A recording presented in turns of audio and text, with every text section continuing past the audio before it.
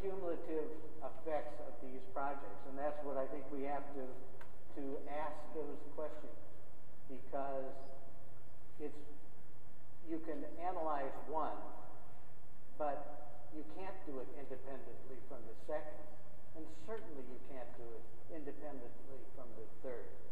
What we really need is to insist on a rigorous EIS, environmental impact statement, to analyze the impacts from these three projects, including the impacts of the capacity of the rail and the capacity of shipping.